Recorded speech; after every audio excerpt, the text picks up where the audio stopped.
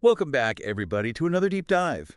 We're going to be talking about something a lot of people think they know about, but maybe not really. We're diving into the world of personal training. But look, this is not just about, like, how to do a bicep curl. It goes so much deeper. Yeah, this is for anybody who's ever thought about being a trainer themselves, or maybe you're thinking about hiring one. Exactly. And to help us break it all down, we are going deep on a book called Ignite the Fire by Jonathan Goodman. It's kind of a Bible in the fitness world. It is, and it's super insightful. We're going to unpack not just the how-to of training, but that why. Like, Yeah. why do people even hire trainers? Why do people even work out right? Yeah. What's the motivation? That's actually a really good point Hmm. because, like, one of the first things that surprised me when I started reading this book was how many new trainers get into it with, like, so much passion for fitness. Of course, yeah. But they have no clue about the business side. Yeah. I think Goodman really nails it in the book because he says the best training regime is the one that will make clients feel great so they keep coming back. Hmm. Interesting. So it's not just about, helping someone get totally ripped. Yeah. It's like you're in the customer service industry. So you got to understand the customer. Yeah. You got to understand, like, their struggles, their motivation, what makes them tick. Right. So Right. they actually stick with it. Exactly. So he dives into, psychology behind it all, how to keep clients motivated, business smarts, even behavioral economics. Wow. It's really interesting. Okay, so the book goes deep on, like, paths for new trainers. Yeah.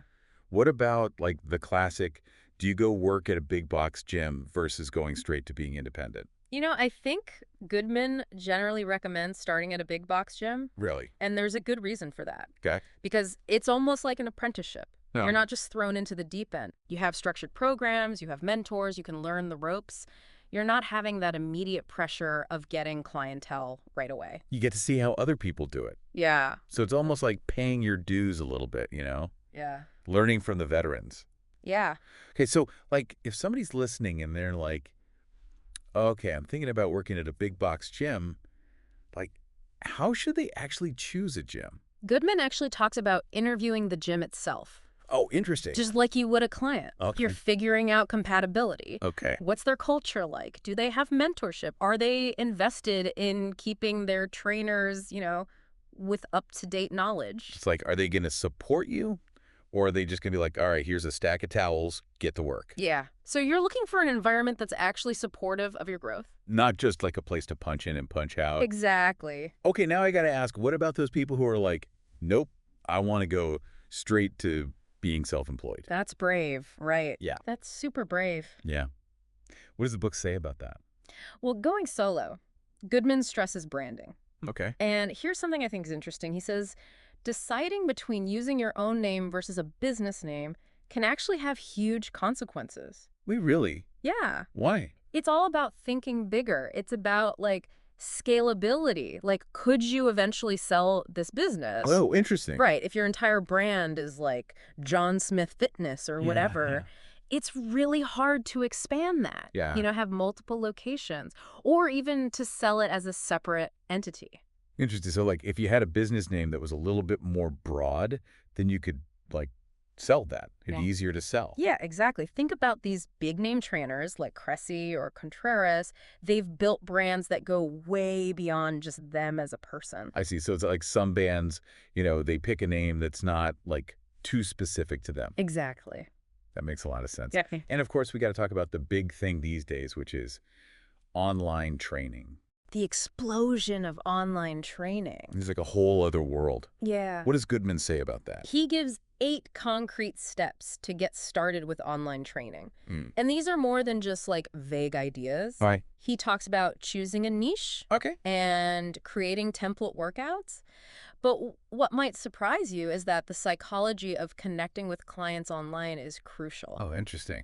Yeah, you still have to tap into their why, even if you're not in the same room with them. I see. So it's not just about sending out workout plans. Yeah. You still got to build that coach-client relationship. Yeah, absolutely. Even through the computer screen. Absolutely. Okay, so speaking of standing out, because there's like a zillion trainers out there. So many trainers. Yeah. Like, how do you differentiate yourself? How do you not be just another person on Instagram posting, like, workout selfies? What does Goodman say? He's got a really good point about niching down. Okay, I've heard that term before. Yeah. Niching down. What's the real deal with niching down? Think about it like this.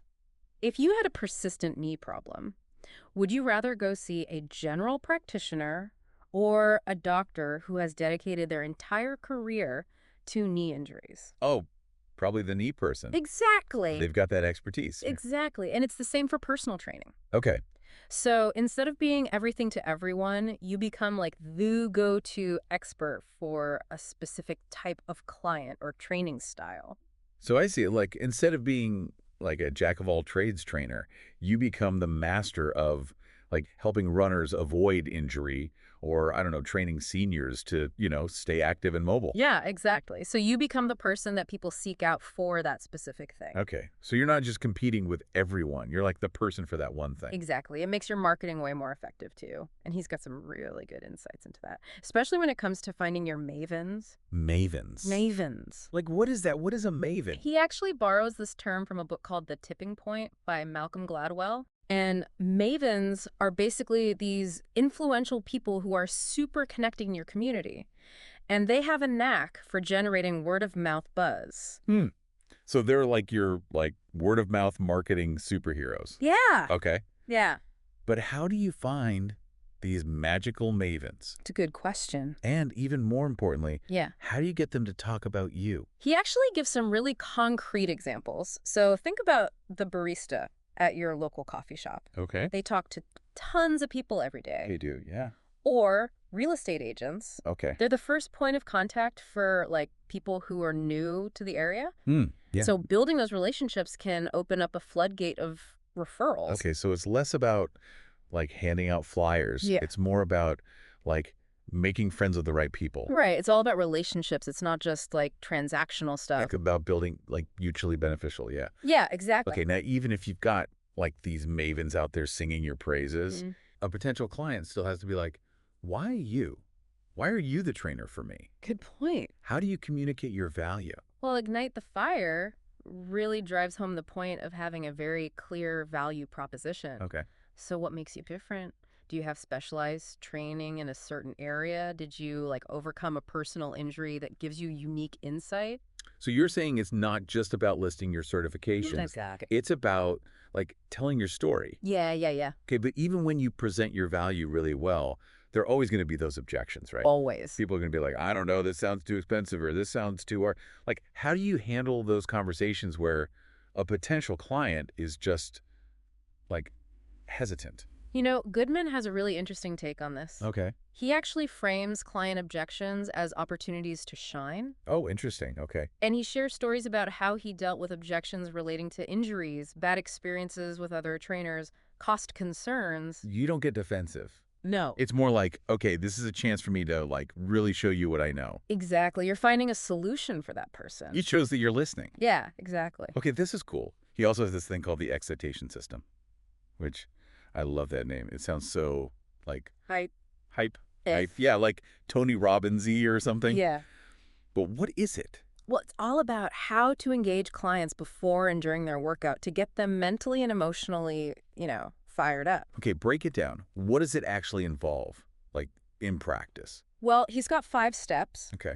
and it starts with encouraging visualization, clearly explaining the workout plan, addressing any limitations they may have. So it's like setting the stage for a great workout. Exactly. Okay, now, another thing I thought was really cool that Goodman gets into is different types of clients. Yeah. He makes these like archetypes. He does. He does. I love that. Yeah, it's super smart. It's like from apathetic Ann to assiduous monster. Like I can already picture who these people are.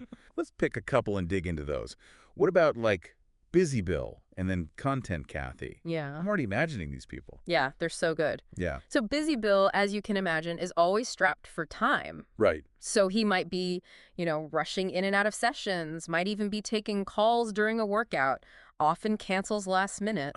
God, that's so frustrating. So the challenge here is creating consistency with a client who's constantly on the go. Right. Like, how do you actually get them to stick to a plan? Exactly. Okay, and then Content Kathy. I'm imagining, like, somebody who's happy to be there, Yeah.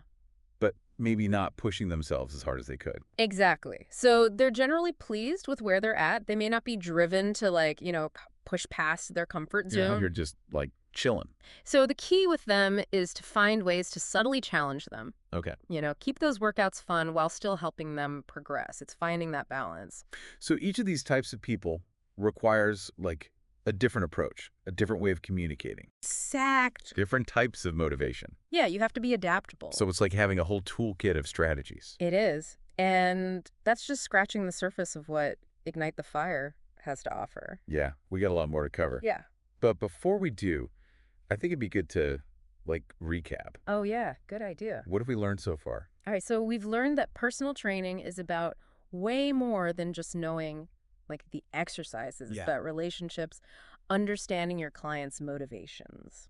And we can't forget about that niching down, right? Absolutely. Niching down is like the game changer. And finding those magical mavens out in the world. Yes, absolutely. Find those mavens. They're out there. All right, so we've learned about working smarter, not harder. Yeah. We've got a lot more to unpack. Stick around, everybody. And speaking of working smarter, not harder, Yes. let's talk about this block system thing that Goodman lays out for scheduling. You mentioned it before. Yeah. But I'm really curious to unpack it. Like, how does this actually work? Yeah, because time management for a trainer must be Crazy. bonkers. Like, you've got clients all over the place. How do you actually make it work as a business? So picture this. You've got your core clients, Right. the ones that are like super dedicated, consistent, and then Yeah. you've got, the ones that come in for like program design every now and then. Okay. And then you've got the clients that are a little less predictable, let's say. Right. Yes, the wishy-washy clients, as Goodman calls them, Yes. who, like, they're great when they show up, Yeah. but you're not always sure if they're going to be there. Right. Yeah. So the block system starts with you identifying those prime time slots in your schedule, the chunks of time where you're most available and when your most dedicated clients prefer to train. So these become your blocks. So you're, like, strategically carving out the most valuable real estate in your workday. Exactly. Got it. And then you actually offer those dedicated clients who have appointments outside of those blocks the first chance to snag a spot within a block. So you're grouping your most reliable clients together. Yeah. So it's more efficient. Yeah, it's way more So efficient. you're not running around all over town. Exactly. And then you've got those less predictable clients, right? Right. The ones who aren't quite at dedicated staff. Right. And here's where his advice gets a little bold. He suggests offering those clients recurring appointments within the remaining open blocks. Okay. But with a caveat, Okay. if they're not willing to commit to a regular schedule, he recommends encouraging them to train with another trainer. Wow. That's like a tough love approach. It is tough love, but Yeah. he's saying, like, value your time, Yeah. Build a clientele that's truly invested. So this ties back to that whole, like, building a sustainable business, right? Exactly. It's a business model where you're not constantly scrambling to fill slots and dealing with cancellations. And it's about building a career you can thrive in, not just survive. Not just, like, white-knuckling it Yeah, every single day. exactly. Okay, so let's shift gears a bit. Okay. Let's talk about those alternative income streams that Goodman highlights. Yes. I'm really curious about his take on, like, affiliate marketing. Me too. I think it's a really smart way to Ugh. leverage your expertise and build a more diverse income stream. Yeah, how does that even work? Like, affiliate marketing, but in the fitness world. So it's all about partnering with companies that offer products or services that align with like your training philosophy. So fitness equipment, supplements, online programs, nutrition, coaching services, even apparel. You recommend these things to your clients and audience. Okay. And then if they make a purchase through like your unique referral link, you get a commission. So you're basically a brand ambassador for things that you actually You believe in. believe in. Yeah. Yeah. So it's a win-win for everybody, right? Like, your clients are getting good recommendations, the companies are getting sales. Right. And you're making a little bit of money on the side. Exactly. And he even mentions the potential of offline affiliate sales as well. Oh, interesting. Like, what? So connecting with like local fitness equipment retailers or stores that offer commissions for referrals. So, like, if a client's like, oh, I need a new treadmill, Yeah. you could, like, send them to a place and They then... have to get a commission. Yeah. Interesting. Yeah. Okay. But he seems particularly, like, bullish on online affiliate sales. Yeah. Any idea why? Well, the commissions for digital products like ebooks and online courses tend to be a lot higher than those for physical Right, products. because there's no manufacturing. Right. There's no shipping. Ex The margins are just way better. exactly. It's a great way to leverage your expertise and create like these passive income streams. Yeah, I like that. Yeah. And speaking of creating your own products, Goodman also really encourages trainers to consider selling their own training programs or ebooks. Oh, that's cool. Like packaging your knowledge. Exactly. And it doesn't have to be super complicated. He suggests even starting with like a PDF workout guide or a meal planning template, just Yeah. something simple. So that's like another way to build your authority Yeah. and reach a wider audience too. Yeah, absolutely. And if you're feeling ambitious, he even suggests creating merchandise.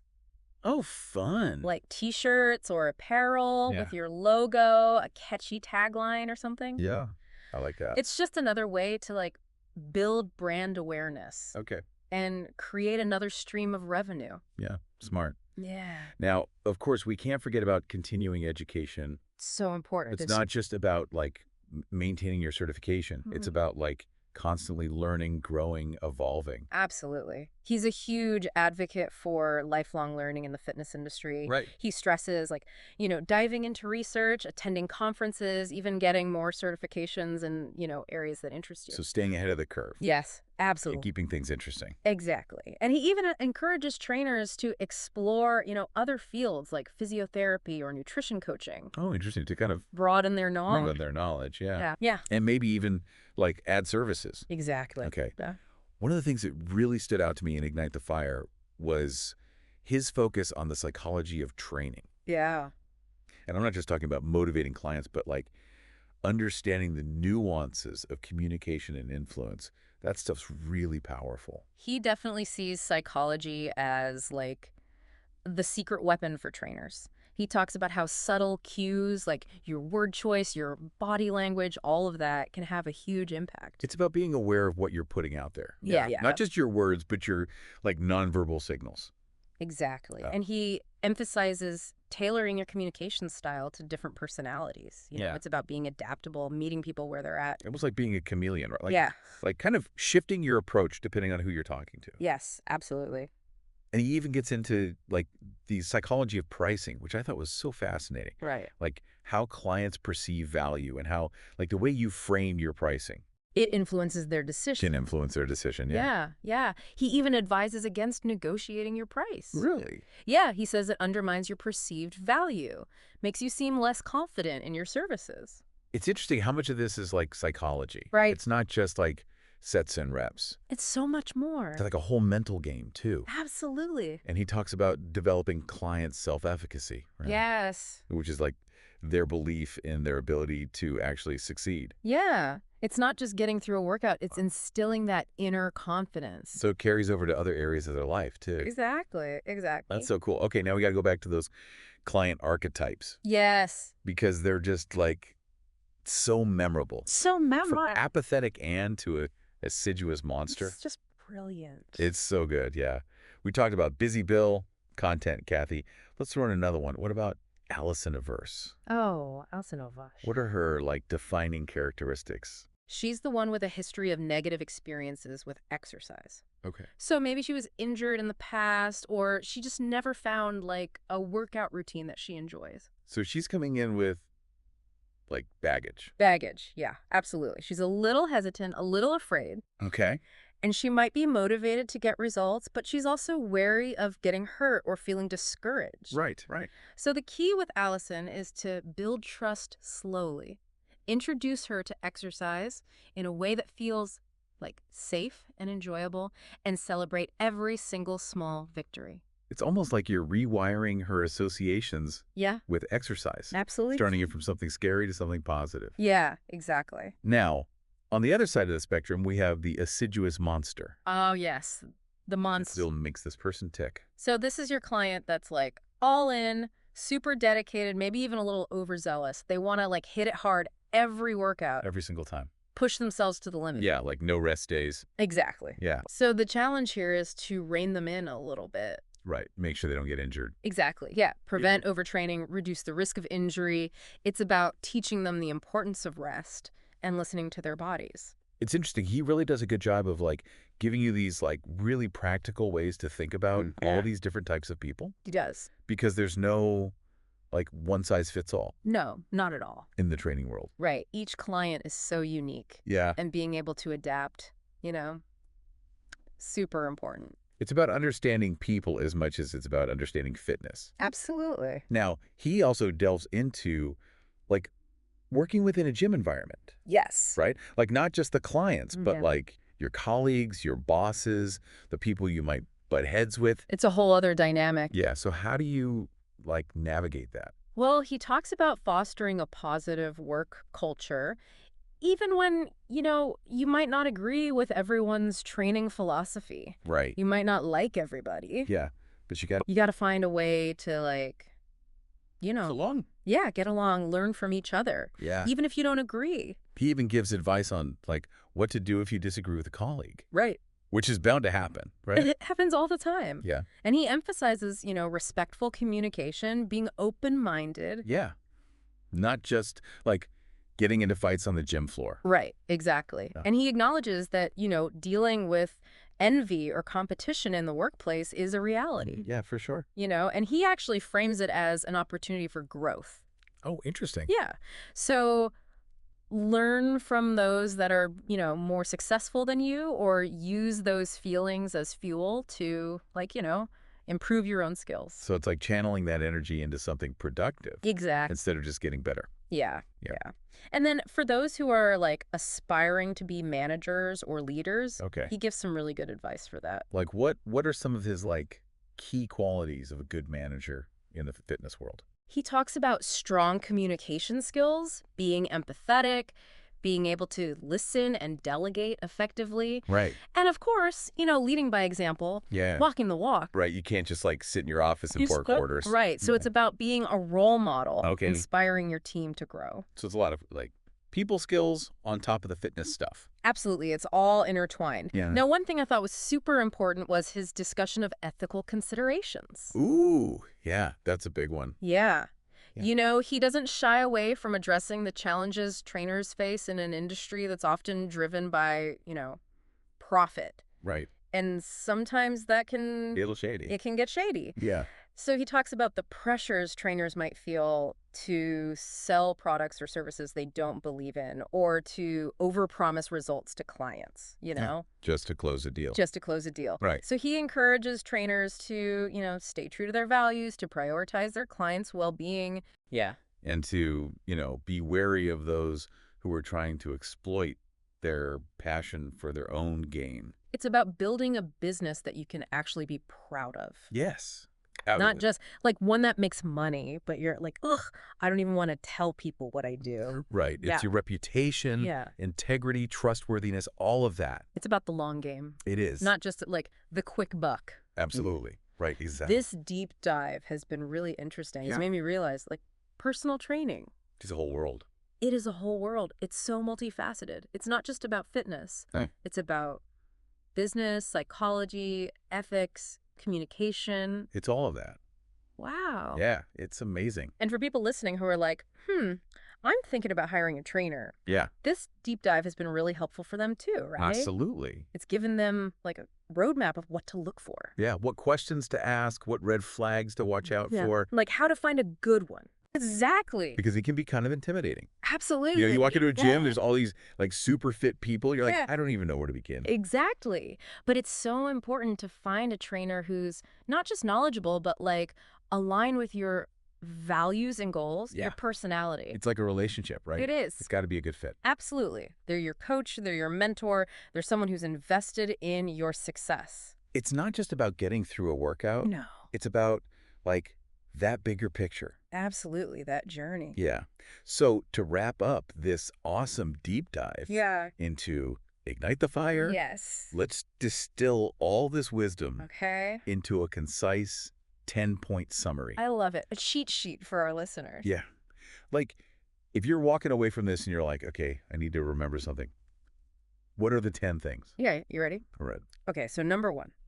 Personal training is a customer service business. Building relationships, understanding your clients' motivations, all that is just as important as knowing, the exercises. Number 2, niching down is a game changer. Yes. Specialize to become the go-to expert in whatever area you're passionate about. Number 3, find those mavens. The maven. Those influential connectors in your community, they can amplify your marketing like no other. Right. Number 4, craft a clear value proposition. Yeah. Define what makes you different. Yes. And shout it from the rooftops. Number 5, master the art of the sales conversation. Oh, yes. Be ready to handle objections, find solutions that meet those clients' needs. Number 6, leverage the excitation system. Yes. Get your clients fired up and engaged in their workouts. Number 7, Hmm. understand that every client is unique. They are. Embrace those client archetypes. They're so helpful. They're so helpful. Adapt your approach to their personality and their challenges. Number 8, implement efficient scheduling strategies. Yeah. Like that block system that we talked about. The block system. Maximize your time. Streamline your workflow. Number 9, explore those alternative income streams. Yes. Affiliate marketing, online programs, merchandise. Get creative. Get creative. Build a business that's profitable and fulfilling. And last but not least, number 10, embrace lifelong learning. So important. Never stop learning. Never stop growing.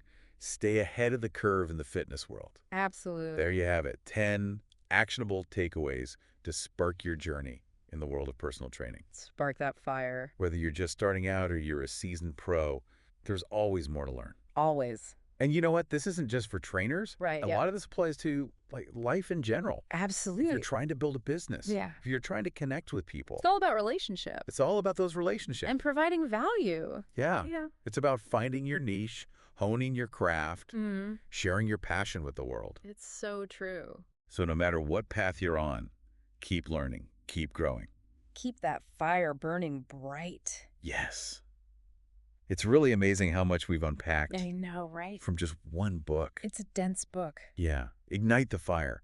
If you are serious about making it in the fitness world Yeah. as a trainer Mhm. or even someone who wants to hire a trainer, Yeah, it's a must read. absolutely. Goodman's created a blueprint for success in this industry. Yeah, it's not just the X's and O's. It's how to think like an entrepreneur. Yeah, exactly. And I love that it's all rooted in authenticity and actually caring about your clients. Yes. It's not about pushing some cookie cutter program. Yeah. It's about creating an experience Right. that gets results. It's personalized. Yeah. Yeah, I think that's what makes this book so valuable. It's not about quick fixes Yeah. or gimmicks. It's about building a career based on, knowledge, integrity, Yeah. passion for helping people. And that passion really comes through. It's a You can tell he loves what he does. absolutely. And it's contagious. It's inspiring. it makes you want to go out and make a difference. Yeah. One client at a time. One rep at a time. One rep at a time. That's right. So to wrap up this epic deep dive, Yeah. let's circle back to something we said earlier. Okay.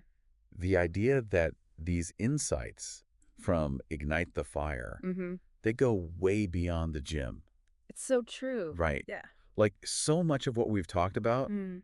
applies to any field Yeah, absolutely. where you're trying to establish yourself as an expert, Mm-hmm. connect with an audience, build a business. Whether you're a writer, a coach, a consultant, an entrepreneur, Yeah. those principles of understanding your market, niching down, communicating your value, building relationships. It's universal. It's universal. It's about building trust, Mhm. delivering value, Mhm. making a positive impact. Whatever you choose to pursue. Yeah, find your niche, Yeah. hone your craft, Mm-hmm. share it with the world. That's it. So to our listeners out there, Yes. think about how these principles apply to you. Mm. It's your journey. Yeah, what's your path? How can you niche down and become that go-to expert? Mhm. How can you leverage your experience? Yeah, what's your unique value proposition? Yeah, what's your story? How can you find your mavens? Ooh, the mavens. Mavens. They're out there. Yeah, they're out there.